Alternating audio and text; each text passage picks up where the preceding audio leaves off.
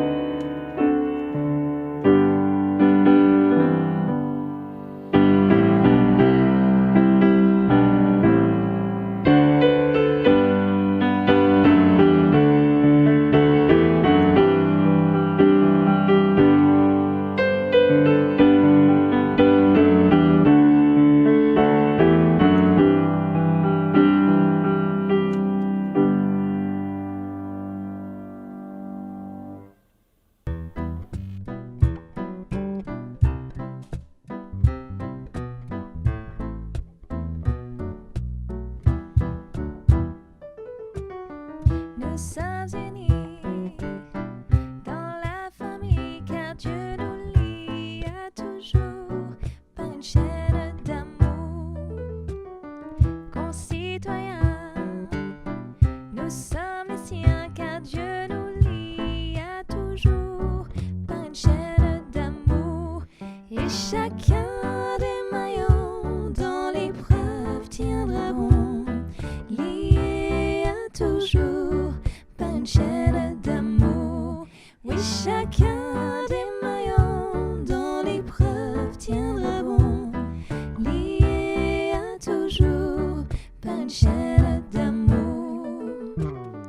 Nous sommes unis dans la famille car Dieu nous lie à toujours par une chaîne d'amour. Concitoyens, nous sommes les siens car Dieu nous lie à toujours par une chaîne d'amour. Et chacun des maillons dans l'épreuve tiendra bon, lié à toujours par une chaîne d'amour. Oui, chacun des maillons dans l'épreuve tiendra bon, lié à toujours par une chaîne d'amour.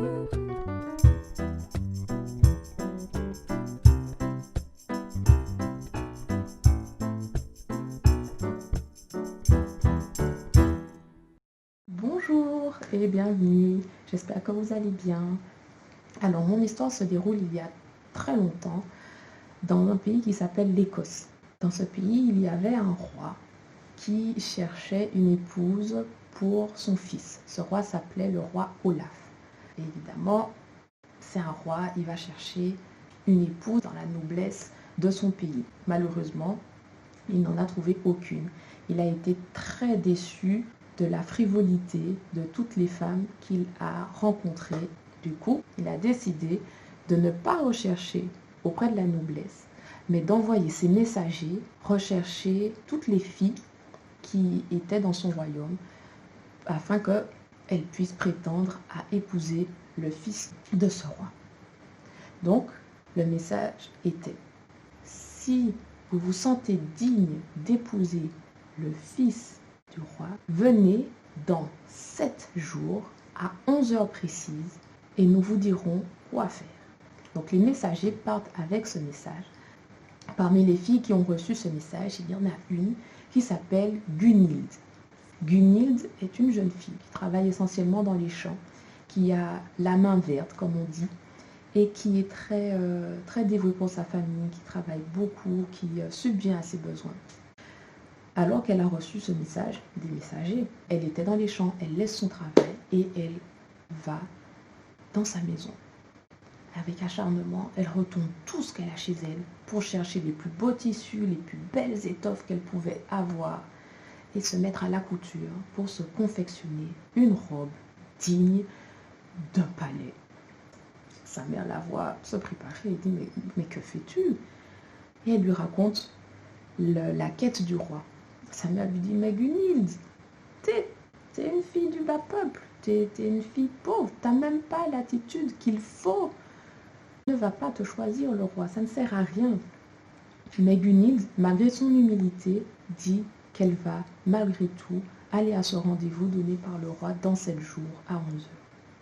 Pendant la semaine, elle continue à vaquer à ses occupations pour continuer à subvenir aux besoins de sa famille, mais elle continue à confectionner la plus belle robe qu'elle pourra faire pour la porter et faire bonne impression au roi.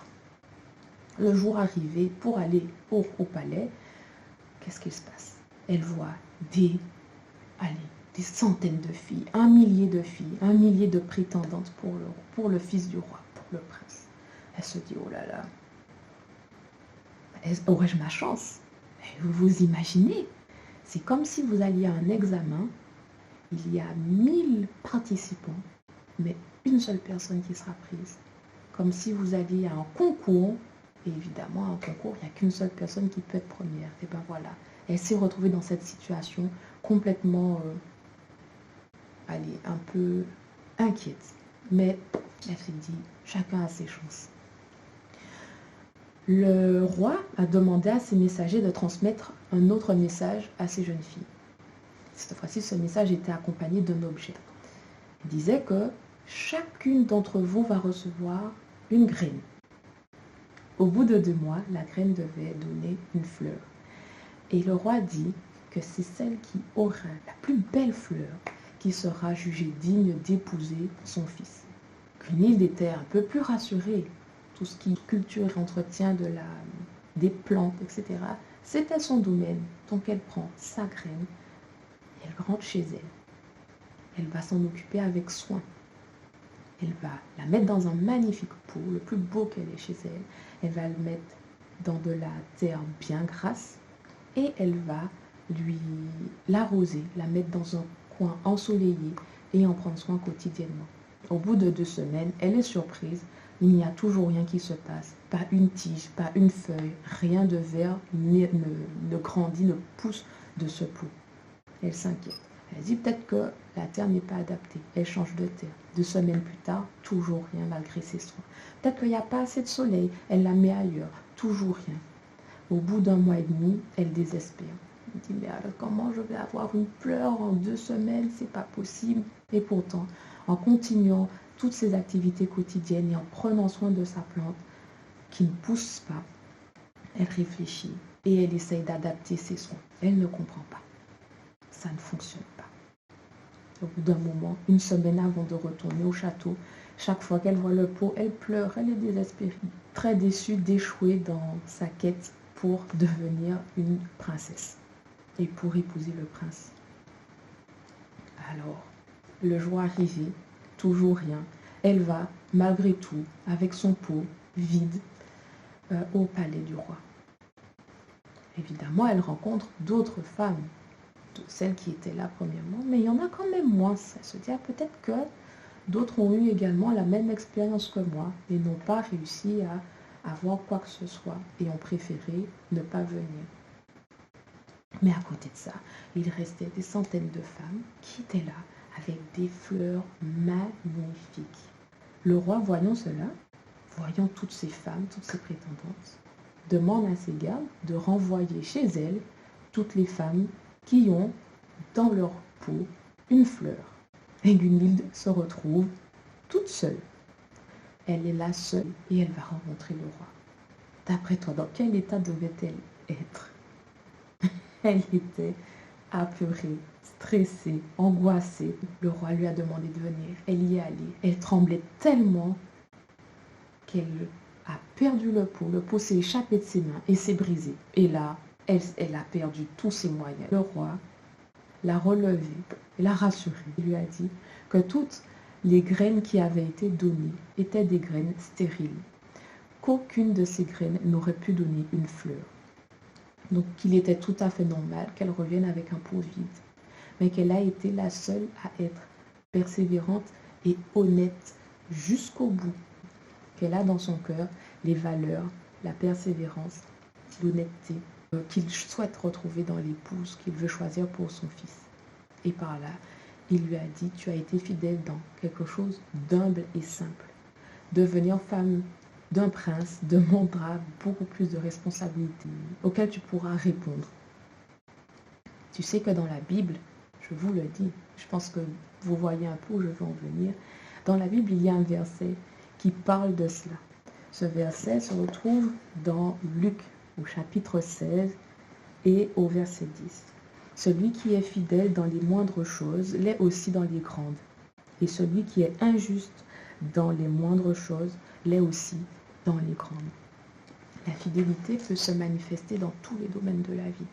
Gunhild l'a été pour entretenir une plante. Nous, on peut être fidèle dans notre affection pour les autres, dans le fait de rendre service, d'accomplir une tâche jusqu'au bout, de tenir nos promesses. C'est une forme aussi de fidélité. C'est ce que Dieu nous demande.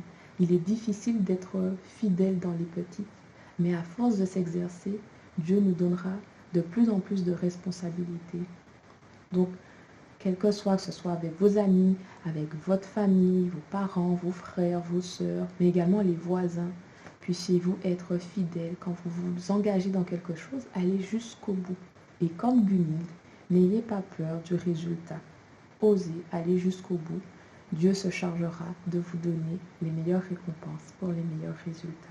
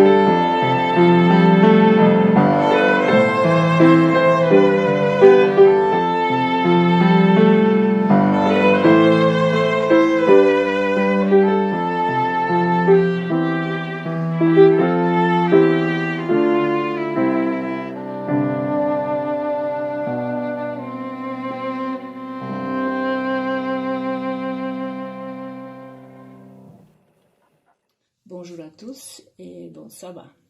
Je vous demande d'incliner la tête pour qu'on puisse faire ensemble la prière.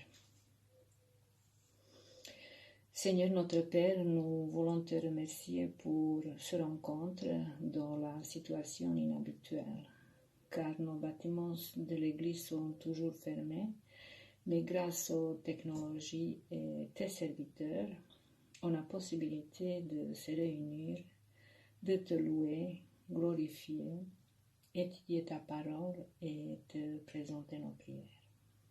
Tendre Père, merci pour ton amour inconditionnel, pour ta présence constante.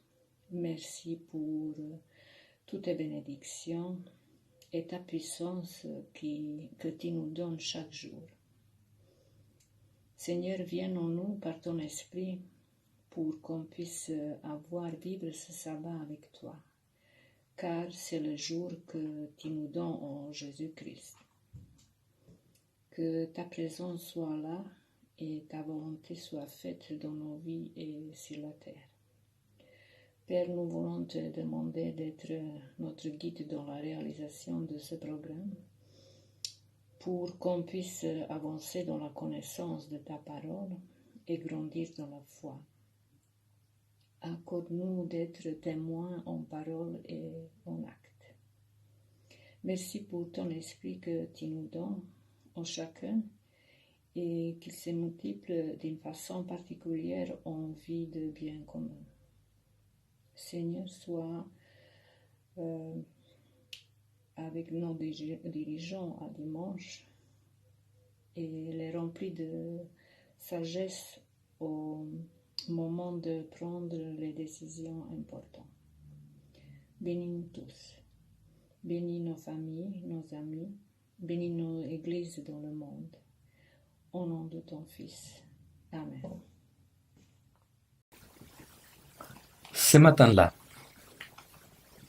entouré d'enfants auxquels elle faisait la catéchèse, il l'a vue. Ce ne fut pas le coup de foudre à première vue, mais ce fut la certitude que c'était elle. Depuis son enfance, il avait pris l'habitude de prier pour celle qui serait sa femme, ce qui lui a valu plein de gentilles blagues à la famille. Mais ce matin-là, tout était clair.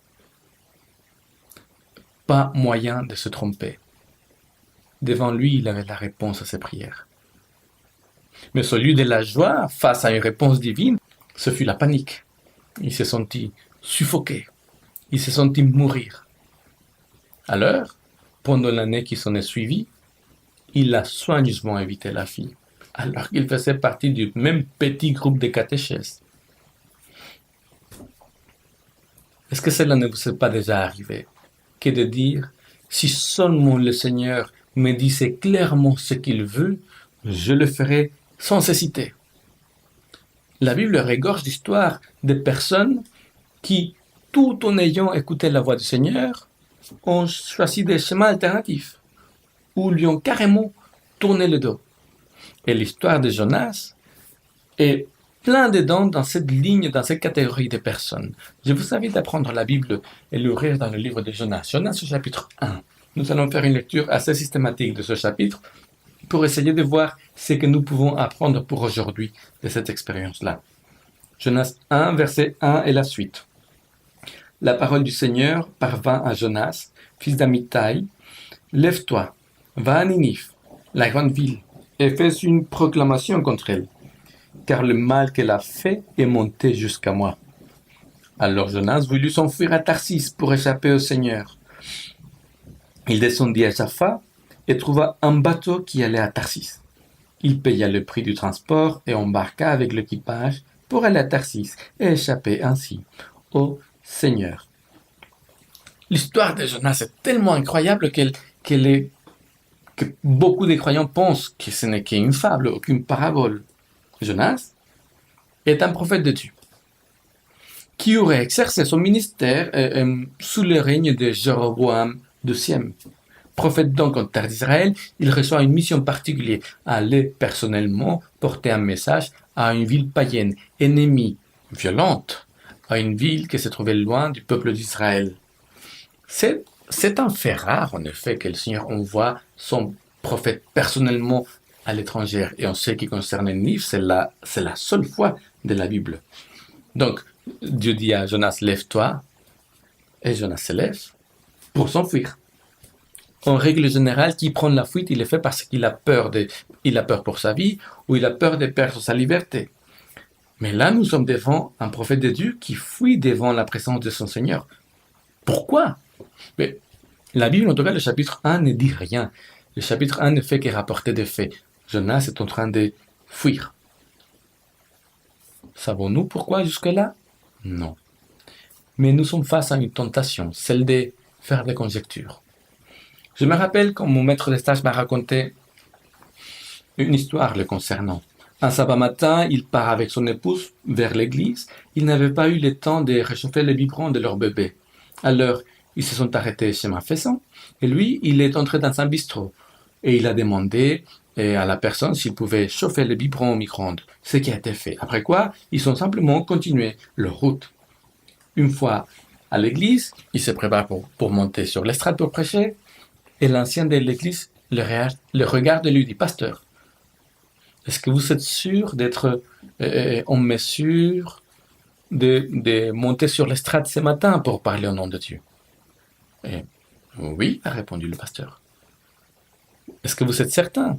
Est-ce que vous êtes certain qu'il n'y a rien qui puisse empêcher que le Seigneur soit satisfait de vous? Là, le pasteur a compris que la question cachait une autre question. Qu'est-ce qui se passe? Il a dit, ah ben pasteur, vous savez, vous ne m'avez pas vu, mais moi, je vous ai vu. Je vous ai vu ce matin entrer dans un bistrot, prendre votre café. Alors, est-ce que vous êtes vraiment en règle avec le Seigneur pour aller prêcher? Qu'est-ce qui pousse un croyant à s'éloigner ou à fuir Dieu? La vérité, c'est que le seul qui puisse répondre à cette question, c'est la personne qui est en train de fuir ou qui s'est éloignée. La vie de tierces personnes n'étant et ne reste que des conjectures qui tournent souvent au ragot, ce qui n'est jamais positif. Jonas donc, lui, il s'enfuit et le récit va entamer une logique assez marrante, à vrai dire. Il s'enfuit pour aller loin du Seigneur, mais sa fuite, son chemin, ne va faire que descendre. La Bible dit, il descend vers le port de Jaffa, après il va descendre dans l'histoire, dans la soute du bateau, et il va finir par toucher le fond, en descendant au fond de la mer. Ce n'était pas l'itinéraire qu'il avait certainement prévu, Jonas. Il est vrai que les personnes qui choisissent de s'éloigner de Dieu le font parce qu'elles pensent que ça va aller mieux, loin des contraintes, loin du stress moral, loin des commérages peut-être, loin de toutes ces choses qui les fatiguent alors qu'ils sont dans les églises. Ce qui nous oblige à faire une remarque. Il ne faut pas confondre Église et Dieu. Il ne faut pas les mettre au même niveau. Une personne qui s'éloigne de l'Église ne s'éloigne pas forcément de Dieu. Cela dit, quand on s'éloigne de la communauté, des fois, on s'éloigne de ses côtés pénibles, d'accord, mais on s'éloigne aussi de ses forces et de ce qu'elle a de positif, et en toute honnêteté. Une fois qu'on s'éloigne de l'Église, on risque vraiment de finir par nous éloigner du Seigneur. En même temps, il ne faut pas oublier qu'un bon nombre de personnes qui ont quitté l'Église ont fini par retrouver le Seigneur à l'extérieur de l'Église. C'est paradoxal, n'est-ce pas? Mais comprenez-moi bien.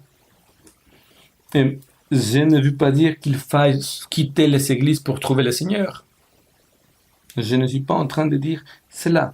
Mais le fait est que le Seigneur n'est pas en action seulement dans l'église. Il est aussi en action à l'extérieur de l'église. Ce qui est vrai aussi de Satan. Il n'est pas en action qu'à l'extérieur de l'église. Il est aussi en action à l'intérieur de l'église. Mais ça ne veut pas dire non plus que Satan soit au contrôle de l'église. Ce que je veux dire, et je n'aimerais pas qu'on me comprenne mal, ce que je veux dire, c'est que le bras du Seigneur n'est pas trop court pour sauver. Ce que je veux dire, c'est que le Seigneur, il est capable de te joindre, de t'attendre, de te trouver où que tu sois. Soit que tu te trouves au plein milieu d'une église qui dit être l'Église du Christ, mais qui est pleine de défauts, soit que tu te trouves au plein milieu d'une société qui nie l'existence de Dieu, soit que tu te trouves au fin fond du ventre d'un grand poisson. D'ailleurs, retournons vers Jonas. Jonas, il reçoit l'instruction divine et il décide de faire exactement le contraire. Comment faire devant des personnes pareilles? Et comment faire quand ces personnes, suite à leur choix, finissent par toucher le fond? Si vous avez déjà vécu l'expérience de vous être trouvé en porte-à-faux par rapport aux critères et aux règles de votre église, et que vous êtes revenu toutefois à l'église, je pense que vous rappellerez les 3 types de regards que vous avez trouvés quand vous étiez en porte-à-faux. 1. Le regard qui condamne et qui veut que vous soyez puni, mis en discipline. 2. Le regard ou l'absence de regard de ceux qui sont indifférents. Et 3. Le regard de ceux qui restent à vos côtés, sans se mettre en jugement de valeur. Puisque vous êtes retourné dans l'église, dites-moi, à qui étiez-vous plus disposé à écouter? Ceux qui voulaient vous condamner ou ceux qui sont restés à vos côtés? Qui a eu la plus grande influence pour vous inviter et encourager à retourner et vers le Seigneur et vers l'Église? J'aimerais vous raconter l'histoire d'Augustin. Augustin avait adopté en cachette un style de vie contraire à celui que son Église prônait, ce qui inévitablement a fini par se savoir. Alors il s'adressait à son pasteur pour lui dire « Les règles sont les règles. Il faut me mettre en discipline. Il faut me donner une sanction. Parce qu'une fois que la sanction sera donnée, le problème sera réglé. » Ce que le pasteur a refusé de faire. La chose est montée jusqu'au comité d'église et là le pasteur a découvert que beaucoup de personnes du comité étaient au courant de la situation de vie d'Augustin. Et que beaucoup de ces personnes demandaient à qu'il soit sanctionné, mais qu'aucune de ces personnes n'avait fait un seul pas pour aller le rencontrer, le trouver, parler avec lui, l'encourager, comprendre ce qui s'était passé, pourquoi ces choix de vie. Dans ces circonstances, le pasteur a refusé qu'on entame le chemin de la sanction, au point qu'Augustin lui-même s'est fâché avec son pasteur parce qu'il disait « Si je ne peux pas être en bon terme avec Dieu, c'est parce que vous refusez de me sanctionner. » Le comité d'église a critiqué le pasteur. Augustin a critiqué le pasteur parce qu'aucune mesure disciplinaire était entreprise contre Augustin. Augustin et l'église savaient qu'Augustin, lui, il vivait en incohérence par rapport aux principes, aux valeurs de l'église. Il connaissait très bien les règles de la communauté. Mais ni les uns ni les autres avaient compris l'essence réelle de ce qui veut dire être Église.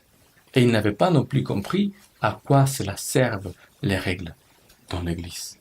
Dans une situation pareille, toute sanction appliquée n'a pas de sens. Avec le temps, Augustin a fini par revenir à son Église. Il avait résolu son problème. Et il ne l'a pas résolu en passant par l'équation « je fais une bêtise, je suis puni, la question est réglée ». Non, il l'a résolu le jour où il a compris que ce dont il avait besoin, c'est de laisser entrer Jésus dans son cœur. Et cela a été possible en grande mesure grâce à ceux qui sont restés à ses côtés pour l'encourager, pour l'accompagner, sans le juger, sans le condamner.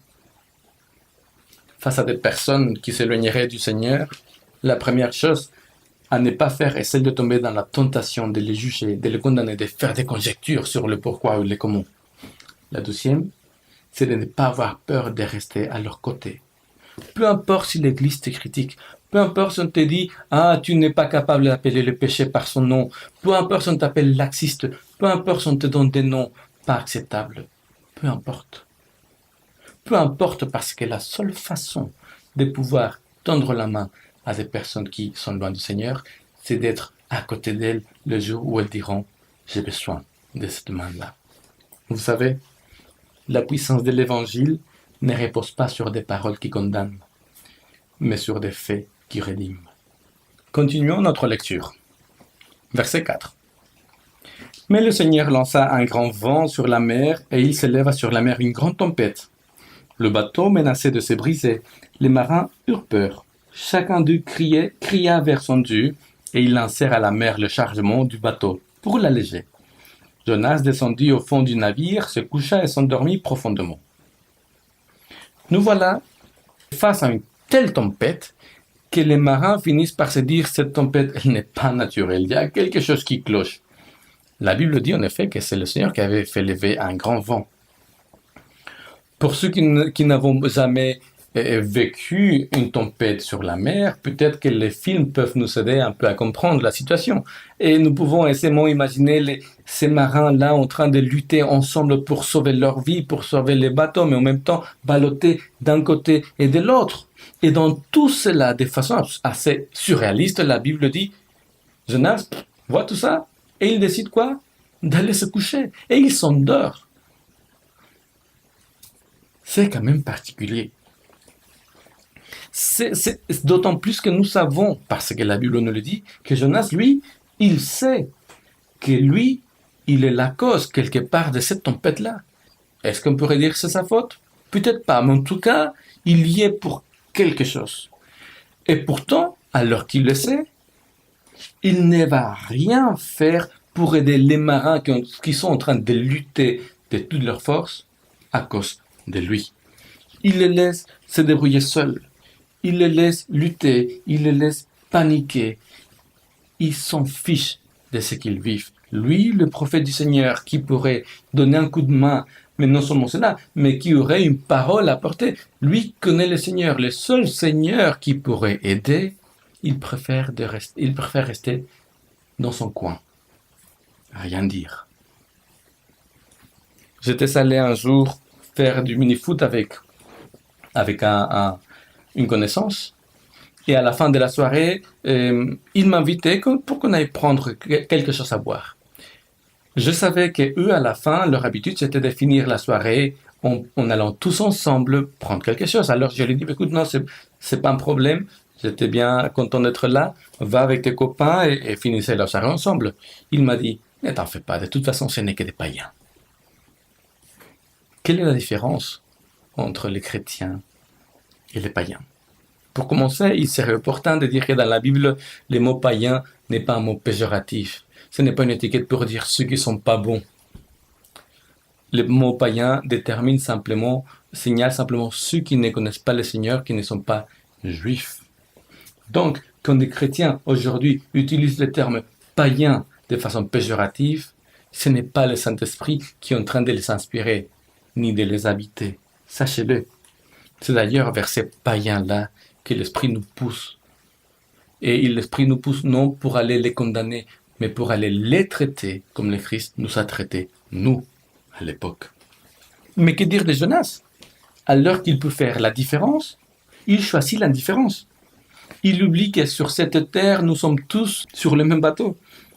Et c'est dramatique, car si nous restons indifférents face aux besoins autrui, nous sommes en train de trahir la vocation prophétique que le Seigneur nous a donnée. Jésus a été le plus grand prophète que ce monde ait jamais porté. Lui, il savait que son Père était amour, Dieu est amour. Et lui, il a vécu cette vérité non comme un substantif à apprendre, mais comme un verbe à vivre.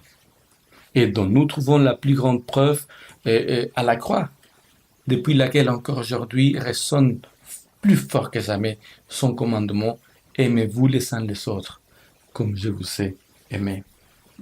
L'amour de Jésus n'était pas théorique.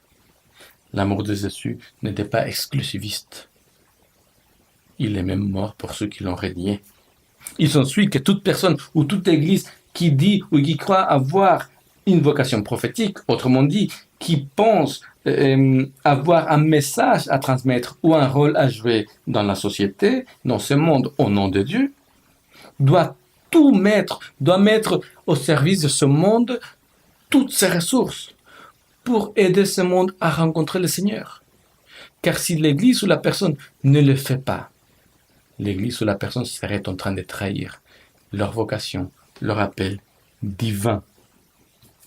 Toutefois, les personnes et les églises, nous sommes capables de garder les apparences et de faire croire aux autres que nous sommes fidèles à cette vocation-là. Oui, nous sommes peut-être capables, mais quand les tempêtes de la vie arrivent, là les choses se dévoilent. Au milieu des tempêtes de la vie, finalement, nous montrons à la société quel type de personne, quel type d'église nous sommes. Jonas, personne en différence, au milieu d'une tempête, il dévoile, il démontre qui il est. Et il n'est pas simplement en train de régner sa mission, il est en train de régner aussi sa vocation. Et ce danger est encore actuel aujourd'hui. Continuons notre lecture, verset 6. Le chef d'équipage s'approcha de lui et lui dit « Qu'as-tu donc à dormir? Lève-toi, invoque ton Dieu. Peut-être ce Dieu pensera-t-il à nous pour que nous ne disparissions pas. » Ils se dirent l'un à l'autre « Venez, tirons au sort pour savoir qui nous attire ce malheur. » Ils tirèrent au sort et le sort tomba sur Jonas. Alors ils lui dirent « Explique-nous, s'il te plaît, qui nous attire ce malheur? Quelle est ton activité et d'où viens-tu? Quel est ton pays et de quel peuple es-tu? » Il leur répondit « Je suis hébreu et je crains le Seigneur, le Dieu du ciel, qui a fait la terre et la mer et la terre ferme. » Les hommes eurent très peur. Ils lui dirent « Qu'as-tu fait là ?» Ils savaient en effet qu'ils fuyaient pour échapper au Seigneur, parce qu'il leur avait expliqué. Ils lui dirent, verset 11, « Que devons-nous faire de toi pour que la mer se calme envers nous? Car la mer se déchaînait de plus en plus. » Il leur répondit, « Prenez-moi, lancez-moi à la mer, et la mer se calmera envers vous. Je sais que c'est moi qui attire sur vous cette grande tempête. » Je me rappelle de cet homme qui disait ne plus croire en Dieu. D'ailleurs, toute allusion faite à la religion, à la spiritualité ou à la croyance en Dieu l'énervait. Il ne se gênait pas non plus de dire aux personnes qui essayaient de transmettre leur propre foi à leurs enfants, il ne se gênait pas de leur dire « mais vous êtes en train de leur laver le cerveau et vous êtes en train de les conditionner ». Mais le jour où sa propre fille se trouvait assez mal en point à l'hôpital, il n'a pas hésité à demander à ceux dont il se moquait de prier pour elle. C'est que les chrétiens qu'il connaissait, auxquels il s'était adressé, ils ont fait, bien sûr. Car une des choses que les chrétiens font le plus facilement, c'est de prier les uns pour les autres et de prier pour ceux qui sont dans le besoin, qu'ils soient croyants ou pas. Et si la question est une question de vie ou mort, les prières s'élèvent au Seigneur avec plus de ferveur. Mais Jonas, définitivement, n'est pas un croyant comme n'importe quel autre. Alors que les marins, eux, ils prient leur Dieu pour le bien commun, pour sauver leur vie, quand le capitaine lui dit « prie », il ne le fera pas. En lisant le texte, on aurait même l'impression qu'il ne veut pas le faire pour ne pas qu'on sache qui il est. C'est vrai qu'il est en train de s'enfuir. Et les fugitifs, souvent, la plupart du temps, ne veulent pas laisser des traces. Ils veulent laisser le moins de traces possible pour que personne ne puisse les retrouver pendant leur fuite. Mais pour Jonas, ça n'a pas marché. Parce que Dieu non seulement a envoyé un grand vent, mais il a fait que le sort tombe sur lui. Et il l'a lié clairement à la tempête. Du coup, les questions sont tombées. Qui es-tu? Pourquoi les choses arrivent? Quelle est ton activité? Quel est ton pays? Quel est ton peuple? Et Jonas est contraint de parler. Et il dira, je vais relire, je suis hébreu et je crains le Seigneur, le Dieu du ciel, qui a fait la mer et la terre ferme. Voilà une confession de foi particulière et pleine d'ironie. Remarquons un peu. Il affirme croire au Dieu du ciel, de la terre et de la mer. Mais alors, comment est-ce qu'il pensait, comment est-ce qu'il croyait pouvoir fuir un tel Dieu? Où pouvait-il fuir de la présence de Dieu? C'est pour le moins ironique. Encore une autre chose, il dit craindre le Seigneur. Et craindre le Seigneur, c'était une notion de respect, d'obéissance, d'allégeance. Mais alors, est-ce qu'il craint vraiment le Seigneur? Mais comment est-ce qu'il dit les craindre alors qu'il préfère mourir que d'accomplir la mission que son Seigneur lui a confiée? Nous ne l'aurions certainement pas choisi comme pasteur pour une de nos églises. Comment se fait-il que le Seigneur, lui, l'ait choisi comme prophète? Continuons la lecture. Verset 13. Les hommes ramaient pour gagner la terre ferme, mais s'ils n'y parvenaient pas, parce que la mer se déchaînait toujours plus contre eux. Alors, ils invoquèrent le Seigneur. Ils dirent, Seigneur, s'il te plaît, fais en sorte que nous ne disparissions pas à cause de la vie de cet homme, et ne nous charge pas d'un sang innocent, car c'est toi, Seigneur, qui agis comme tu as voulu.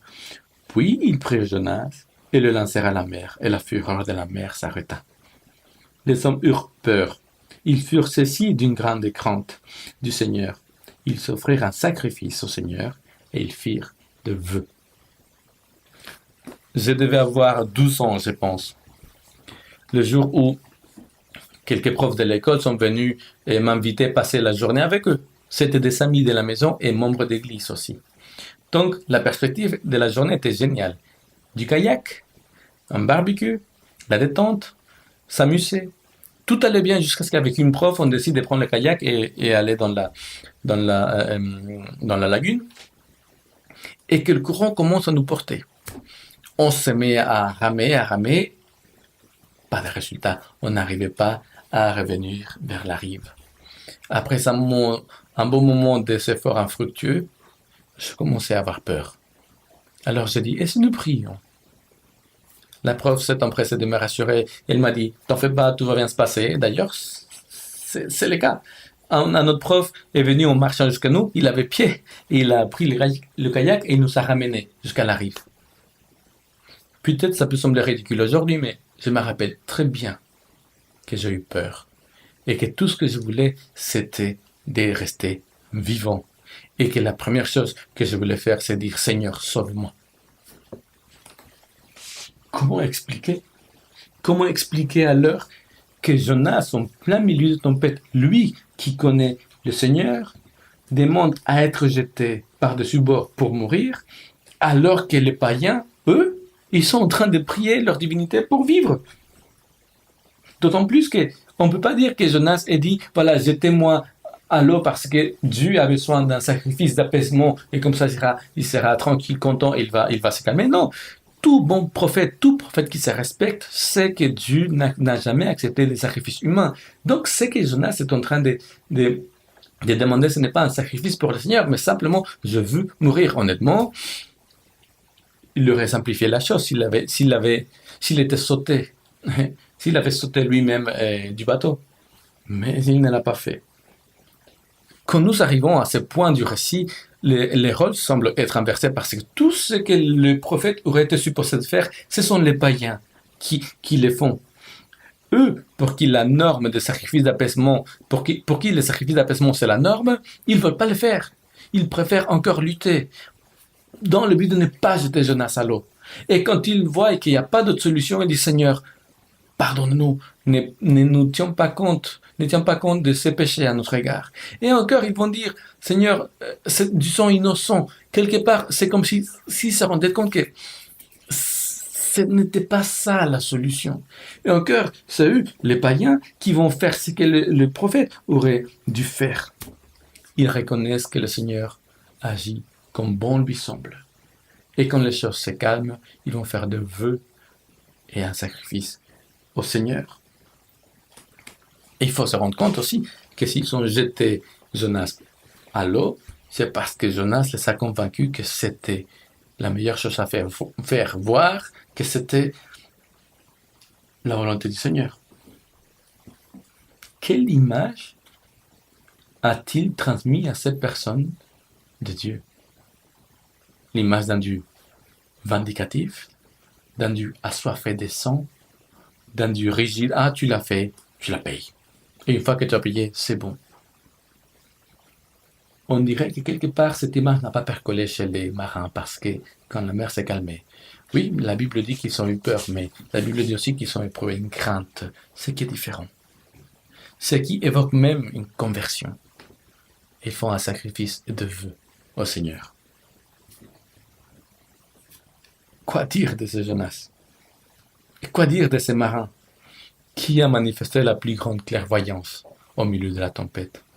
Qui a vraiment montré craindre véritablement l'Éternel? Les marins ou Jonas? Quoi qu'il en soit, Jonas est dans l'eau et les eaux se sont calmées. Les marins s'éloignent, avec la bénédiction du Seigneur certainement. Et Jonas, lui, il continue ses péripéties. Il continue à descendre.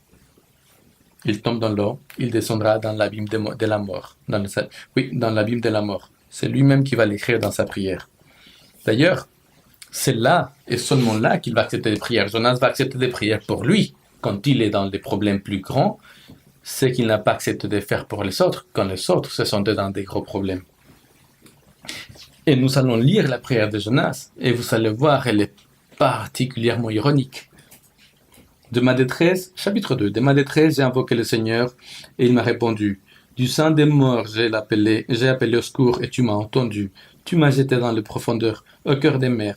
Les courants m'entourent, toutes tes flots, toutes tes vagues ont passé sur moi.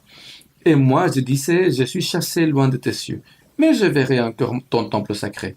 Les eaux m'ont enserré jusqu'à la gorge, l'abîme m'entoure, les gens sont noués autour de ma tête. Je suis descendu jusqu'aux ancrages des montagnes, les verrous de la terre m'ont fermé pour toujours, mais tu m'as fait remonter vivant de la fosse, Seigneur, mon Dieu.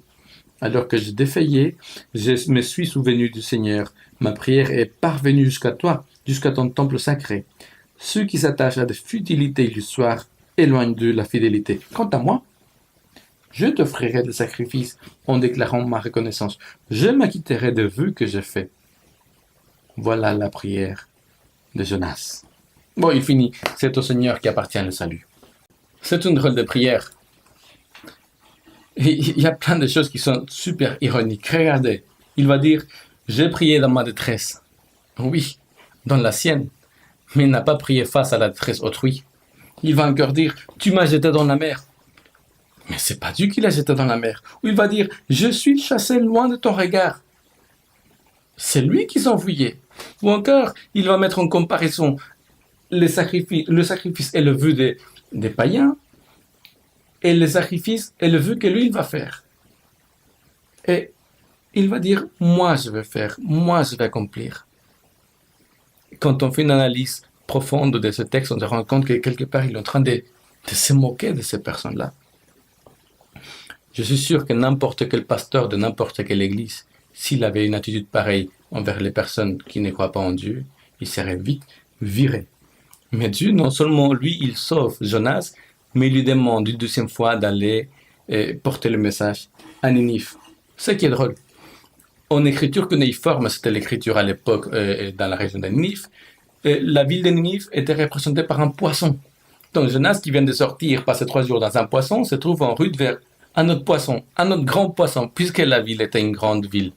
D'ailleurs, la Bible dit que Ninive était grande en méchanceté, en idolâtrie, en taille bien sûr, mais grande aussi au sud de Dieu. Comment est-ce possible? Comment se fait-il que Dieu puisse dire qu'une telle ville est grande à ses yeux, qu'elle compte beaucoup? Alors, nous sommes obligés de comprendre une chose. Nous sommes grands aux yeux du Seigneur, non parce que nous ayons été sauvés, mais parce que nous avons été créés. Dans ce sens, une personne sauvée, un croyant fidèle, n'a pas plus de valeur aux yeux de Dieu qu'une personne qui ne le connaît pas, ou qui ne croit pas en lui, ou qui ne veut pas croire en lui. Nous sommes précieux aux yeux du Seigneur parce qu'il nous a créés. Un point, c'est tout. Mais Jonas, lui, il n'a pas l'air de vouloir en entendre parler. Lui qui a passé 3 jours dans la baleine, on dit la baleine, le grand poisson, il ne va pas vouloir passer 3 jours en Ninive pour prêcher partout. Il va passer une seule journée. Il va réduire son message au strict minimum. D'ici 40 jours, Ninive sera détruite. 5 mots en hébreu. Après quoi, il finit sa première journée et il sort de la ville et attend voir que la ville soit détruite. Est-ce que vous avez déjà entendu le mot hafak? Peut-être pas, mais vous l'avez déjà entendu, la traduction. Encore 40 jours et Ninive sera hafak. Ça veut dire quoi, hafak? Détruire? Oui. Mais ça veut dire aussi bouleverser, retourner, changer. Et pour comprendre ce que le mot veut dire, il faut comprendre le contexte. Il est clair que pour Jonas, le mot hafak voulait dire détruire. Mais ironie de la vie, quand il dit dans 40 jours et Ninive sera hafak, au lieu de comprendre Ninive sera détruite, la population et les rois en particulier, ils vont comprendre d'ici 40 jours et la ville sera totalement changée, totalement bouleversée, transformée. Et au lieu de le voir comme une menace sans appel, ils les prennent comme le dernier appel pour leur salut. Et ils décident de parier sur un Dieu qui serait là en train de leur dire « C'est ta dernière chance, change ». Et ils vont la saisir, ils vont changer. Le roi va dire « Changeons, répondons-nous ». Peut-être que le Seigneur reviendra-t-il sur sa décision. Ce que le Seigneur a fait. Et c'est formidable, c'est l'histoire de la conversion la plus grande de la Bible. Une ville entière, une grande ville transformée. Ça, c'est un succès pour un évangéliste. Mais Jonas ne voit pas la chose de la même façon. Jonas, lui, il est fâché. Il est tellement fâché avec le Seigneur qu'il va guirlander le Seigneur. On va le lire. Jonas prit très mal la chose et se mit en colère. Il adressa cette prière au Seigneur. « Ah, Seigneur, voilà bien ce que je craignais lorsque j'étais encore dans mon pays et c'est pourquoi j'ai fui vers Tarsis. Je savais que tu es un Dieu bienveillant et plein de tendresse, long à la colère et d'une immense bonté, toujours prêt à revenir sur tes menaces. Eh bien, Seigneur, laisse-moi mourir, car je préfère la mort à la vie. » Il ne voulait pas partager le bonheur des personnes qui étaient venues à la connaissance du Seigneur et que le Seigneur avait sauvées. Voilà Jonas finalement complètement dévoilé. Si vous pensiez que la lecture que j'avais faite de lui et de son caractère vis-à-vis des marins était tirée par les cheveux, constatez vous-même. Jonas n'aime pas les païens. Jonas, il n'a aucune bonne intention à leur égard. Rappelez-vous, d'un côté, vous savez, les marins qui veulent être sauvés et Ninive qui veut être sauvée, et tout ce que Jonas veut, c'est leur mort. Il ne se mêle pas pour aider les marins, et après, il s'énerve quand Dieu, ouvertement, sauve la ville de Ninive. Heureusement que Jonas est mort depuis longtemps, n'est-ce pas? Mais ce n'est pas tout à fait vrai, parce que dès Jonas, il existe quand même plein dans les milieux chrétiens. Plus d'une personne a fait de la révélation divine une propriété privée, un privilège pour l'élite. Plus d'une personne a fait de sa compréhension des principes bibliques, plus d'une personne a fait de sa compréhension doctrinale la seule clé qui ouvre la porte des cieux. Les jeunes chrétiens sont ceux qui ne trouvent pas dans la Bible les raisons pour lesquelles amener les personnes à l'église, mais plutôt qui trouvent dans la Bible les raisons pour lesquelles les laisser en dehors de l'église, en dehors du Seigneur. Ou à la limite, s'ils doivent entrer, alors qu'ils adhèrent pleinement à la façon dont leur propre communauté de foi a forgé leur croyance. Sinon, ils n'ont qu'à être perdus. Les Jonas de tous les temps ont dit toujours non aux autres. Non parce qu'ils n'acceptent pas ce que les Jonas ont accepté. Non car on ne peut pas laisser entrer dans l'église n'importe qui. Non parce que, en fin de compte, ce n'est que des païens. Mais Jonas peut-être qu'il n'est pas tout à fait aussi insensible. Rappelez-vous, le Seigneur va faire pousser une plante pour les protéger du soleil alors qu'il attend la mort de la ville de Ninive. Et il va être rempli de joie, Jonas. Il est capable de ressentir de la joie. Et quand le Seigneur fait mourir la plante le jour d'après, il est tellement en colère qu'il préférerait partager le sort et mourir avec la plante que de voir la ville de Ninive sauvée et vivante. Quelle tristesse de voir un messager du Seigneur qui donne plus d'importance à une plante, à des choses, à des doctrines, qu'à des personnes qui peuvent se repentir et venir au Seigneur. Quelle drôle d'histoire! Quel drôle de prophète! Combien d'ironie dans ce récit! Et quel contraste entre ce que Jonas dit aux autres de Dieu, l'image qu'il transmet, et l'image que le récit nous transmet de Dieu lui-même. Quel contraste hallucinant! Et ne nous trompons pas, Jonas, lui, il connaissait vraiment bien le Seigneur. Il va le lui dire tel qu'il est. Mais Même s'il le connaît très bien, pour Jonas, Dieu ne devrait pas être tel qu'il est. Pour Jonas, le Seigneur, il est trop laxiste, il est trop gentil, il n'est pas assez respectueux de la loi. Jonas est décidément plus royaliste que le roi. Vous savez, tout chrétien est un porte-parole du Seigneur. Tout chrétien est un messager. Et tout chrétien a un message à donner, un rôle à jouer dans la société. La question que nous devons nous poser très sérieusement est celle-ci. Sommes-nous sûrs que notre message et que notre attitude face à la société permet à la société de connaître le Seigneur tel qu'il est, ne fût-ce qu'un peu? Ou, une autre question que nous pouvons nous poser, ou est-ce que nous sommes en train de transmettre l'image de Dieu comme nous voudrions que Dieu, lui, il soit, selon notre convenance? Il y a encore une autre question. Comment faire et quoi faire face à des personnes comme Jonas, qui malgré tout ont reçu aussi la mission d'aller parler aux autres de Dieu? Quoi faire quand on voit des personnes tordre l'image de Dieu dans la société? Dans les deux cas, qu'il s'agisse d'eux ou qu'il s'agisse de nous, nous ne trouverons pas la réponse en nous regardant les uns les autres, mais seulement en regardant le Seigneur et en comprenant comment il a agi en faveur de Jonas. En comprenant que le Seigneur aime tout autant Jonas qu'il t'aime et qu'il m'aime, moi. Quel est le point central du récit de Jonas? Est-ce la puissance du pardon? Est-ce le besoin d'accepter le fait que Dieu aime tout autant les païens que les chrétiens? Est-ce l'invitation à remettre en question notre attitude en tant que parole et porte-parole du Seigneur dans la société, dans le monde? Est-ce un appel à vivre un bouleversement total en acceptant le Seigneur d'agir dans ta vie, en le recevant comme ton sauveur? Prends le temps d'y réfléchir. Laisse l'Esprit Saint te parler ce matin. Il t'a certainement dit quelque chose. Et quand tu auras eu une réponse, quand tu auras acquis la certitude de ce qu'il voulait te dire, alors je t'invite à t'adresser à Dieu et lui dire: Seigneur, me voici. Qu'est-ce que tu veux que je fasse?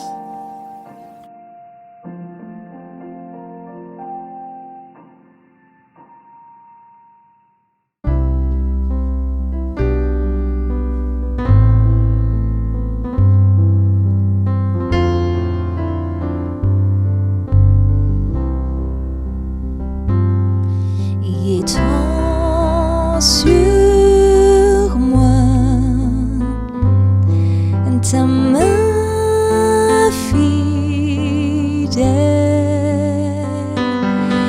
et couvre-moi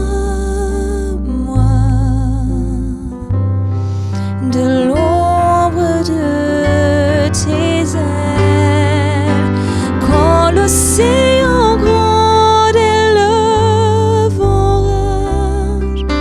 Tu m'élèves au-dessus de l'orage. Tu es mon refuge et mon chemin. Je veux rester là dans ta main. Je veux rester là dans ta main.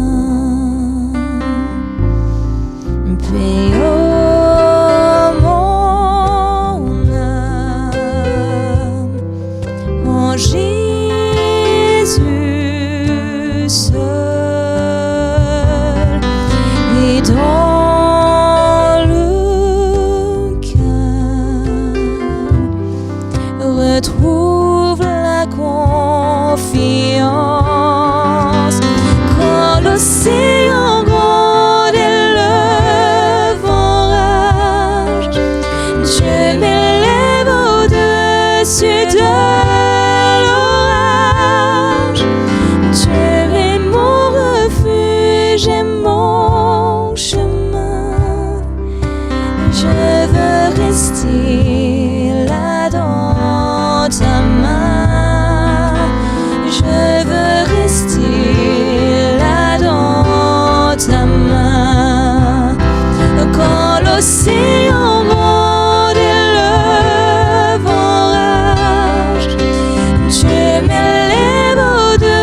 au-dessus de l'orage.